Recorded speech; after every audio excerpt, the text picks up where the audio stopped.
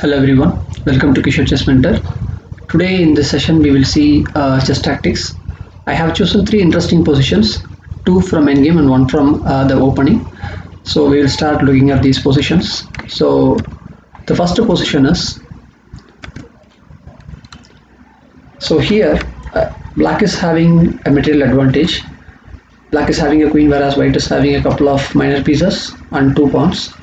And here it is white to play and win. So the moment we see this position, it looks like it is quite easier to find out. Say for example, we can start with c4 check, and the queen is forced to take it. If the queen takes it, then it is knight to d6 check, and king moves, and then knight into queen. So what happens is, the first impression is that, okay, this works, okay, because like you took the queen off the board, and it looks like it is working. But when you look at it quite deeper, you will see the difference of giving the knight. Now this pawn has to be promoted as a queen in order to have a winning material. So with just a bishop, it is quite impossible to give checkmate to black. So hence we have to promote this pawn as a queen. And when you see the square, okay, so that is a dark square, and the bishop that which we are having right here is a light square bishop. So what happens is, this bishop will not be able to control this h8 square. So that is where the challenge lies. So let's say for example, if bishop goes here, and the king will go towards either the pawn or to h8 straightforward.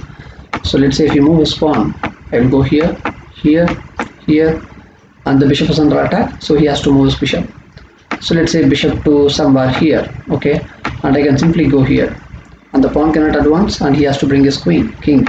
So king here, and he will go here, and he won't be moving anywhere else. Okay, king here, and say if he plays king here, king here, I think you can either play king here, king here. So the king has to be in a position to take control of this h8 square, so which is not going to happen.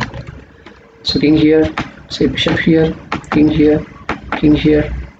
So what else? It ends with a stalemate. Okay, let's say I don't want to do this one. Okay, so let's say king bishop here, and then king here. So this king is going to go between say h7 and h8, and we don't have any conclusion of how to bring the king away from h8. Okay, so and how to take control of this h8 square. That's not going to happen because there is no piece which will ask the king to get away from h8. So that lies the difference.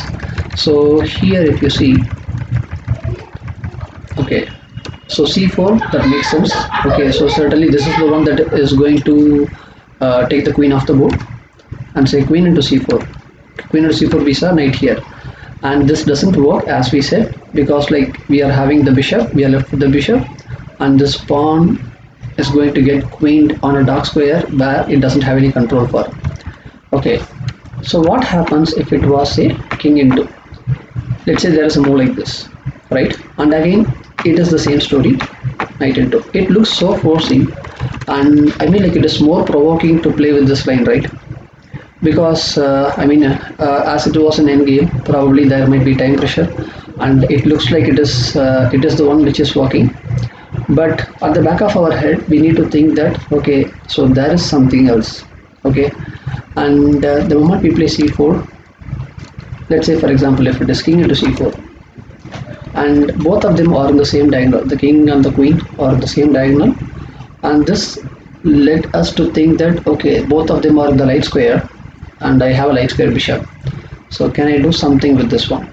So there's a move like this, wherein like you are going to pin your queen. So let's say the king has to move, or let's say for example, if the queen takes the bishop, then what happens is knight goes here, use a check, king here, knight into.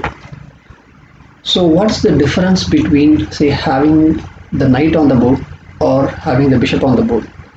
Having the bishop on the board, we couldn't control that h8 square, but having the knight on the board makes a lot of difference, because having the knight on the board is controlling this h8 square, as you see. Okay, and you can pretty much ask me like, okay, so what about, like, can't he go and attack it? let's say if he goes towards this one, okay, knight here, okay, king here, okay, let's say knight here, king here, okay, let me go knight to g1, and I am controlling this f3, g3 is already controlled, and h3. And let's say for example if you want to come near the pawn, it is not so easy to come right now. Probably he can dance between this h4 and g4, or he can come as a round trip, king here, and if you move the pawn in a hurry, then king goes back, and then what, it will capture it. Okay, so even here, okay, there is a move like this. Instead of moving your pawn, you can simply move your king. So let the king go here, and you can sacrifice your knight. And for knight f3, he certainly cannot capture it because the pawn will advance and it will get promoted as queen. The king cannot capture, or the king cannot stop the pawn from getting promoted as a queen. So having said that, this is one of the move, not h5, and say king, instead of king c3, I think like you can simply play, okay, king here, king c3, king here, and for this one knight here. And if he doesn't want to move this one, you can slowly bring your king, okay. So now the king cannot come to g4, so he has to go back, and now king here, so the king will go here. Now start promoting your pawn, king here, and now say you can move your knight, king back. So the knight is required here, the knight's move is required, so pawn moves to h6, stopping the king from getting to g7, king here. And now what, I think you can play king here, okay. And now straightforward move, that is knight to f7, and this h8 is now guarded. King cannot go to h8, king has to go to f8, that's the only move, and then pawn moves, and then it can promote as a queen. So one thing to learn from this position is that, I mean, there are choices of moves, okay. In chess we used to call it as candidate moves, okay. So there are candidates, and out of the candidate, like, you have to choose the right candidate, okay. So who is suitable for the job? So for here, it is the knight which has to be on the board, which has to stay on the board in order to control the square where the pawn is going to promote it as a queen. So having said that, okay, so it is more tempting to play, let's say, move the knight, okay, take the queen. So I mean, it is more tempting, but when you have a look at it, okay, so deeper, you will understand that the knight is required on the board. You cannot trade off the knight, okay. So in order to win this position, if you want to draw, certainly like you can go ahead with the knight, and I think like it is going to end up in a draw if you want to settle with a draw instead of a win. So having said that, let's get to the next position.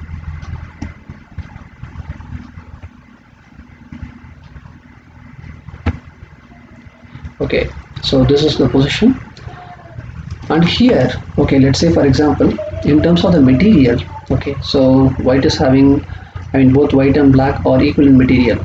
The difference, okay, lies in the placement of pawns, okay. So whereas black's pawn is also advanced, but it is quite blocked, and white's pawn is, I mean, like, much advanced, and it is just one step away from getting promoted as a queen, but it cannot happen because the king is there on b8. So here it's white to play and win. And one thing to note down here is that if black has to play, okay, it is say queen e1, okay. So queen e1, and you have to play with, say, queen to g1, and you have to say, like, you can trade off your queen, and then the king can take the pawn. So it can be a draw, but certainly it cannot be a win for white. So it is white to move right now here. And if you look at the choice of the moves that what white can play, he need to see that, okay, queen e1 threat is there, and I need to play a move so wherein the queen cannot go to e1. So if the queen doesn't want to go to e1, probably like he can go with rook c1, okay. But if you want to play rook c1, then what happens is that you can give a check like this here. If you want to stop the queen e1, and if you play rook c1, and what happens is he gives a check like this, and then the king moves, and it's a checkmate, okay. So you have to stop the e1, meaning like it is not like a defensive move that which you have to play. some sort of active defense you have to play. So here in this position, rook c8. So this tactical blow, okay, so this is quite a forcing move here, because the rook has to take it. Okay, there is no other way. You cannot say that the king can go somewhere else, there is an interpose, nothing like that. The rook has to take it, and you shouldn't be in a hurry to take this pawn into rook. The reason being, let's say it is going to go like this, king into, and certainly like from here, like I don't think white can win this position. Okay, so what to see here is that there is a move like this, queen a7, and if king takes, okay, so it is pawn into, and it has to be a knight, and if king moves, knight into, and then what you can do, you can go ahead, take one by one. Okay, take the pawns one by one, king here, and probably say knight here, king here, knight here, king here, knight into pawn, king here, king here. Probably you need to bring your king outside. That is much more important. You need to bring your king outside, because the king has to, in the end game, the king has to be quite active. So in this position, okay, slowly like you will build. Okay, slowly you will build, and then you can move your king. You can take the tempo. You can eat one by one pawn. Okay, so you can take the pawns one by one, and so here in this position, okay, so when you look at, so rook to c8, there are threats from your opponent, so we need to pay attention to our opponent's threat. Otherwise, like we will end up with a lot of surprises from our opponent, and that surprises are not just surprises, they are literally shocks from the opponent.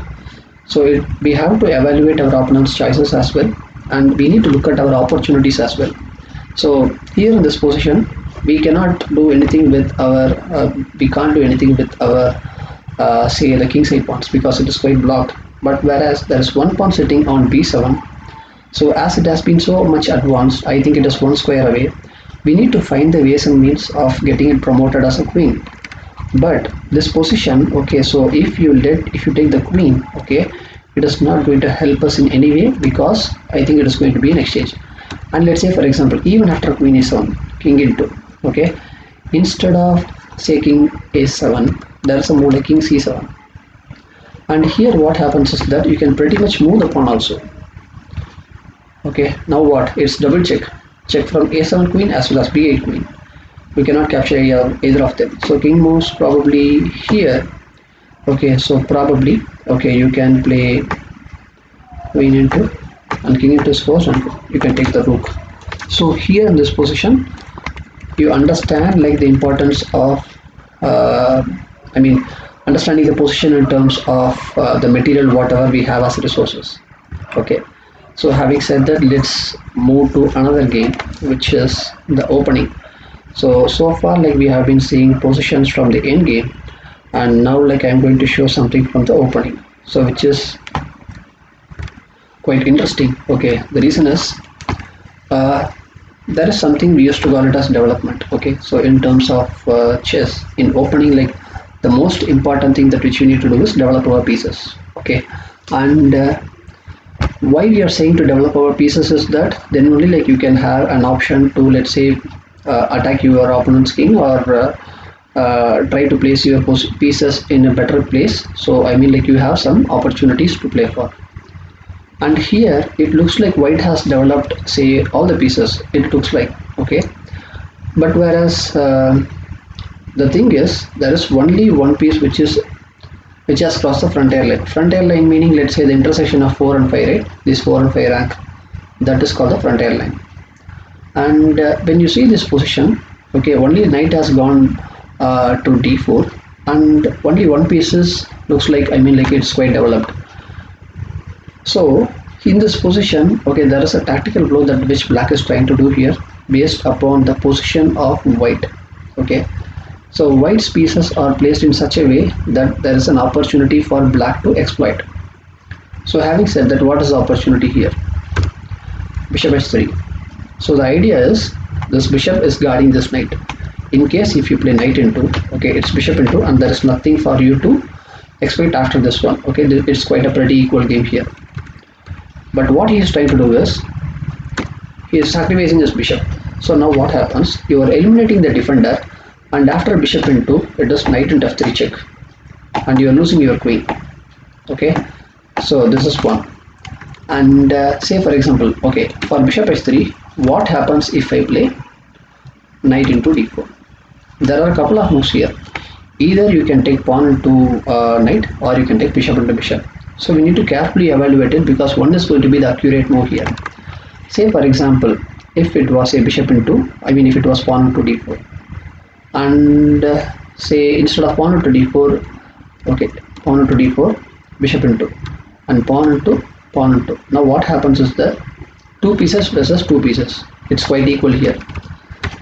Okay, you choose e into d4, and this is what has happened. Okay, let's say for example, if it was bishop into g2, this comes with the threat of taking this rook as well as taking the knight. Okay, and if he says like, okay, let me move my knight, your rook is gone. If you move your rook, your knight is gone. And now what happens is that this one comes again with the threat of pawn into bishop. If you take the bishop, he is going to take this bishop, and now what? Black is having 2 pieces as opposed to 1. Okay, so the main thing what we need to understand here is that it is not the tactical chances will happen only, let's say, after all the pieces are developed, or let's say even if your opponent is, let's say, only if your opponent is behind in development, that is when like you can expect some tactical possibilities. It is not like that. For me, in this position, white looks like white have developed his pieces, but the problem is where the pieces have been placed. Okay, so that is where like white is struggling here. So he has moved all his pieces from the first rank, but like he has placed in such a way that the position is quite cramped, and there are possibilities for tactical blows. So here the problem is, okay, let me do this one. Bishop h3. Right now I see something like this. Okay, you can pretty much ask me, okay, you can castle, right? You can castle, and then bishop into, and then say king into, and this knight is guarded, f3 is guarded, so there is not much problem, right? But the problem is, after castles, he can take knight into f3, and now what? It comes with a check, and you have to take it back. The moment you take it, you are going to lose out the exchange. Okay, so today in this section, I hope like you like these interesting positions. Whatever that we have seen, okay, so there are chances for tactical possibilities during whatever stage it can be. Okay, some sort of serious and careful evaluation has to be done in order to choose the right candidate moves. So thanks for watching this video. If you like this video, you can like, comment and share, and if you want to see more videos like this, you can subscribe to my channel, Kishore Chess Mentor. Thank you.